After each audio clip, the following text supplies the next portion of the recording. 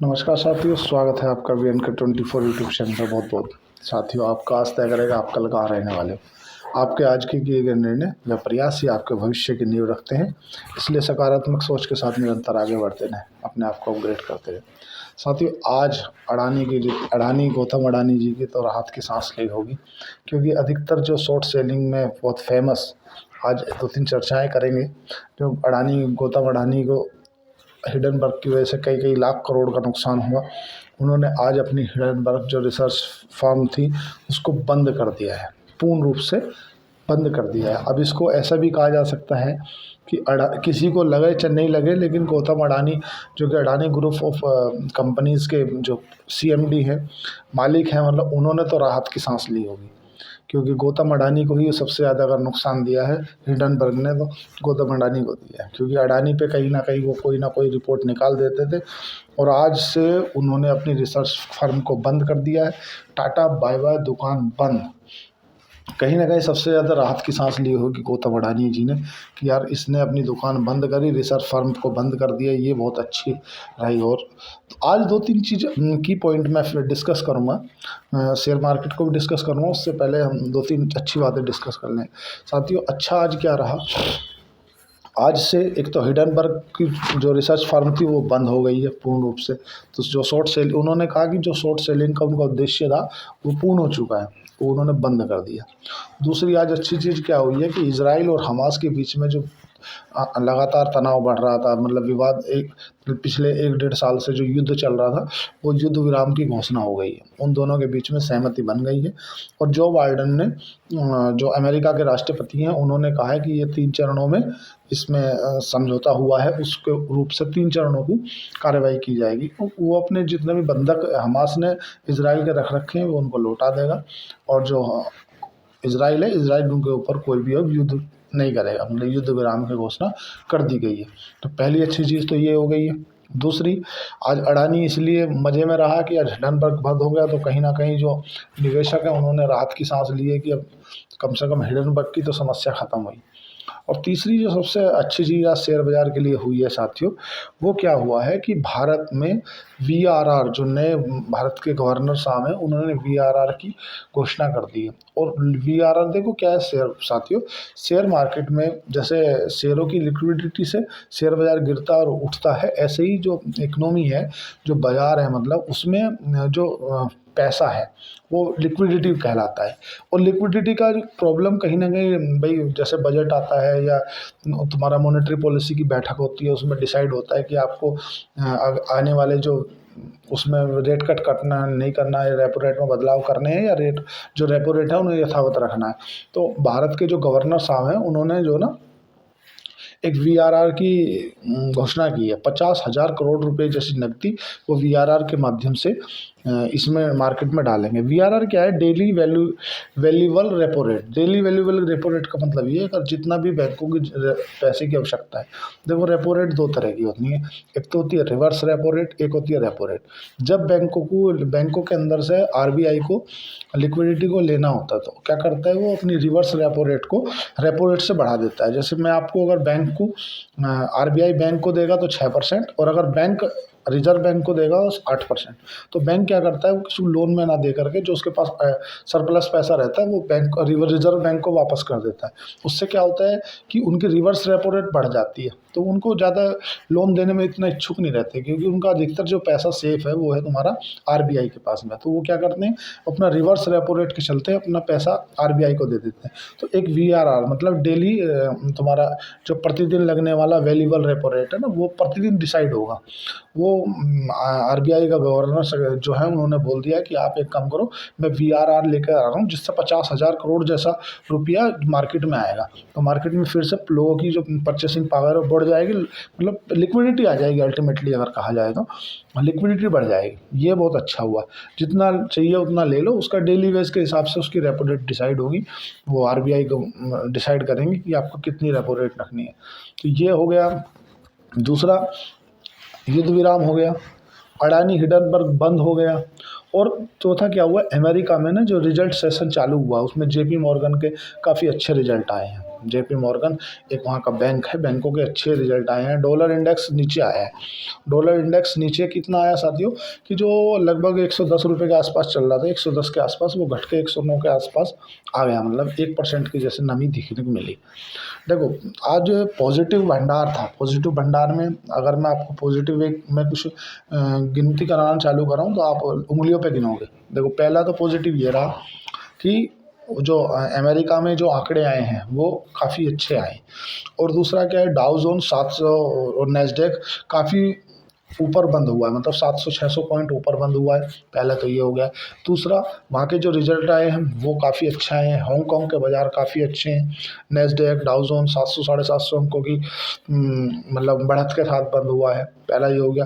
दूसरा है कि महंगाई को राहत देने वाली खबर आई है। वहाँ के जो बैंकों के रिजल्ट आए हैं, नतीजे आए हैं ना अमेरिका में, वो काफ़ी अच्छे आए हैं। और जो महंगाई वाला आंकड़ा आया है वो भी उनका अच्छा उनके लिए काफ़ी आया। और जो उनका CPI का आंकड़ा है, कंज्यूमर प्राइस इंडेक्स, वो उनका गिर के आया। मतलब उनका जो अनुमान था साथियों, उनका अनुमान था कि जो कंज्यूमर प्राइस इंडेक्स होता है अमेरिका का कि 3.9 रहेगा, लेकिन उनका रहा है कंज्यूमर प्राइस इंडेक्स 3.2। तो वो उनके हित में आया। तो कहीं ना कहीं अब इससे US से मतलब अमेरिका में जो बाज़ार के अंदर रेट कट करने की गुंजाइश है वो बढ़ गई है। इसलिए वहाँ के बाज़ार उछले तो उसका जो फ़र्क है ना कहीं ग्लोबली सभी बाज़ारों पर देखने के लिए मिला। और जो ऐसा नहीं कि भारत के शेयर बाज़ार में FII ने निवेशकों ने बिकवाली बंद कर दी है, नहीं साथियों, अभी भी बिकवाली चालू है। बिकवाली अभी भी चालू है, बट ये ज़रूर है कि वहाँ की जो बिकवाली के बाद भी यहाँ के DII उससे ज़्यादा का माल खरीद ले रहे। और FNO में जो हमारा FII है वो पोजीशन बना रहे हैं। बट रिटेल पैनिक ना करे साथियों। देखो जब भी बाज़ार गिरता है ना तो ये ध्यान रखो कि बाज़ार में गिरने में सबसे ज़्यादा अगर नुकसान होता है तो रिटेल का होता है, क्योंकि जो बड़े इंडिविजुअल निवेशक होते हैं ना उनको 100-200 पॉइंट गिरने से कोई फ़र्क पड़ता है, ना 100-200 पॉइंट बढ़ने से उनको कोई फ़र्क पड़ता है। जब भी रिटेल निवेशक अगर अपर सर्किट में तो वो खरीदता है, जैसे ही मार्केट ऊपर गई तो उससे पहली फुर्सत में खरीदता है। और जब भी मार्केट में कोई नेगेटिव खबर आ जाती है तो पहली फुर्सत में वो बेच देता है, क्योंकि उसके अंदर ना रिस्क को वहन करने की क्षमता नहीं है। तो वो सोचता है। और जो निवेशक होते हैं वो जब भी मार्केट गिरी हुई रहती है, जब रेड में रहती है, जब सब लाल लाल रहता है, तब वो खरीदते हैं, क्योंकि उन्हें मालूम है कि यार देखो अल्टीमेटली बाज़ार में एक साइकिल है ये, मतलब ऊपर जाना नीचे आना, ऊपर जाना नीचे जाना, इससे बिज़नेस पे कोई इफेक्ट पड़ने वाला है नहीं। ये तो ध्यान रख लो कि आप सोचो कि यार बिज़नेस पे कोई इसका धंधे का फ़र्क पड़ेगा, कुछ नहीं पड़ना साथियों, आपको मान के चलना पड़ेगा। तो जो रिटेल निवेशक ना पैनिक करे बस ये सब, क्योंकि जब भी किसी भी कंपनी में गिरावट आती है सबसे पहले अगर किसी का सौदा कटता है तो रिटेल निवेशक कटता है, क्योंकि वो पैनिक करके बेच देता है। और साथियों बजट रैली अब चालू हो चुकी है, ये समझ लो आप। बजट रैली मेरा ऐसा मानना है कि अगर आप लोगों को बजट में पैसा कमाना है तो अब जहाँ तक उम्मीद है, अब 23,000 के आसपास, 23,000 से ऊपर अब चालू कर दिया बाजार ने उठना।